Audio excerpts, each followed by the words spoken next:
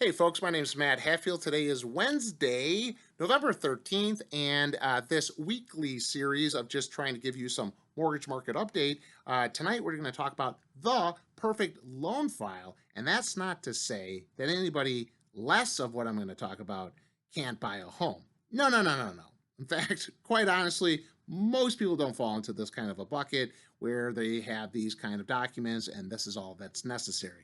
Many do, and then many don't. So ultimately, the truth is to be as prepared as you possibly can. When you have some good information like this, it just makes you cognizant of like, wow, I'm already like check marking 4 of those items. I only need to maybe be aware of like, oh, those 2 items I didn't think of. Maybe if I can do that too, I will end up making my life easy, meaning the consumer. So if the consumer can see through how this is going to make their life easier, that's great. It's good information. We'll go over it real quick, and then we're going to have some solutions for you too if you're not necessarily falling into this bucket over here. So let's jump right into it. The perfect loan file.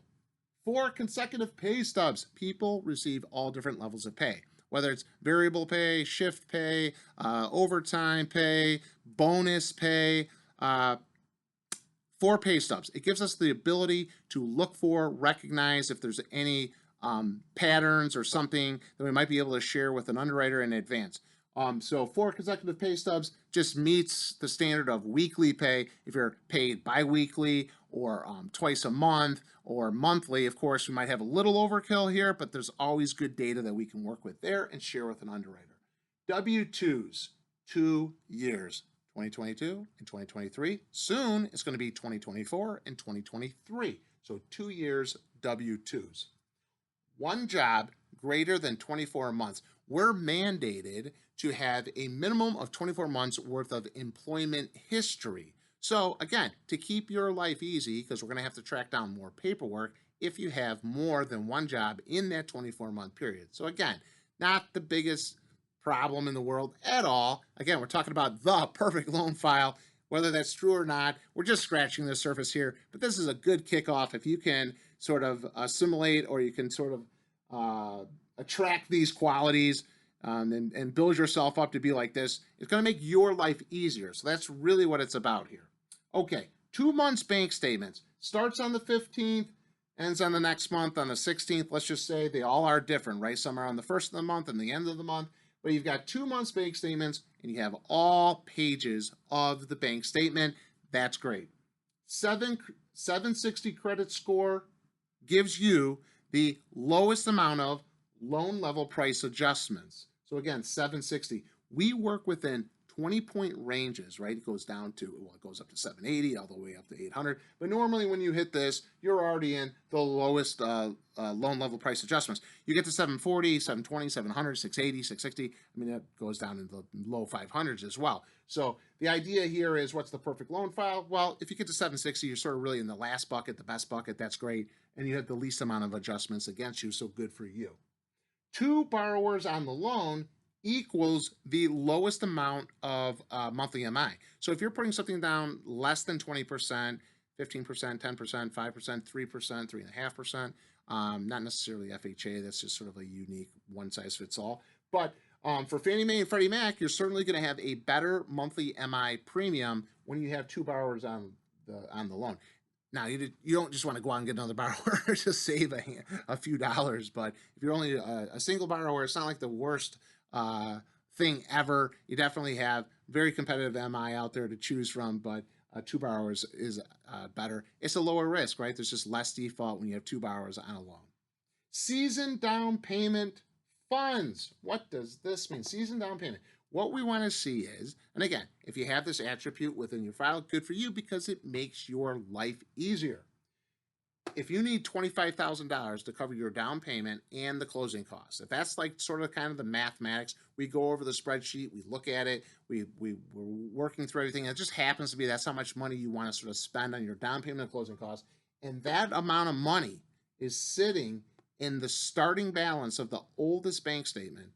Then you've met season down payment because it was already in your account with the oldest statement and it's still sitting in there with the newest statement. So you have 60 days worth of seasoned funds, okay? You didn't take this money that you needed and put it in there in this most recent month, or put it in there mid-month of this month. So it started at 4,000 in there, but by the end of the month it has 29,000 because you put $25,000 in there. No, you already have the $25,000 in there, and the ending balance still has the 25. The starting balance has the 25, and of course it can fluctuate because you've got maybe pay stubs going in there. But you want to have your balance of your down payment sort of already sitting in your account. Again, it's not the end of the world. A lot of people are borrowing from their 401k or other assets and they're putting it in there. We're just going to have to paper trail where those funds came from. Not the biggest thing in the world. Okay, valid ID. Easy. Here are some of the solutions. You don't have pay stubs for whatever reason, but this stuff happens. Now we're getting a written verification of employment from your employer. That takes time. Sometimes we have to wait because they're busy. HR doesn't get back to us very quickly. We might have to incorporate you into saying, hey, HR, someone sent something to you. Can you fill it out? Ultimately, this is not the worst thing in the world. A lot of files go through a WVOE just to clarify what pay stubs sometimes don't tell us. So sometimes we have the pay stubs and we still have to get this. W-2, 2 years. We don't have the W-2s for some reason. We can order IRS tax transcripts, and a lot of times you have to get you involved. It goes a lot quicker when you yourself are calling the feds. You're asking for it for yourself.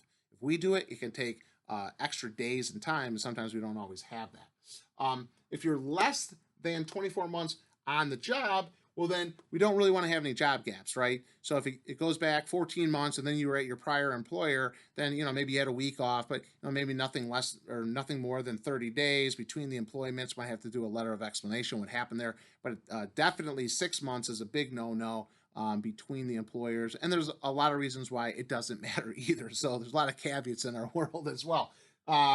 Okay, earnest money usually is written after you do the home inspection. So you got the 2 months, that's been handed in, and then all of a sudden you're writing this earnest money check, and then that gets cashed. We need to see that it came out of your bank account. So now we're requesting that a bank transactional history statement is provided. So that's like a mid-month bank history statement. I'm getting ahead of ourselves now, right? I'm getting over my skis. But again, earnest money is something that we do have to verify, and that comes into play.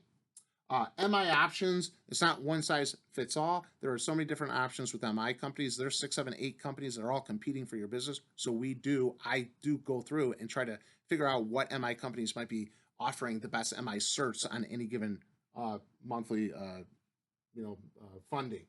Gift letters is a great solve. Gift funds is a great solve for people who are trying to acquire a home and they don't have their seasoned funds completed yet. It's not in their account, and maybe it's going to take some time for those assets to get sold, or maybe they're selling another home for their down payment. But either way, a lot of times a good solution for down payment is gift funds that you borrow from a family member to help you purchase the home. Listen, folks, this is just scratching the surface. I appreciate your audience, and if you become cognizant of all this information, it just helps you be a better buyer for yourself. If you got more questions, feel free to call, text me, or email me, and I'll get back to you as soon as possible. Thank you, and make it a great day.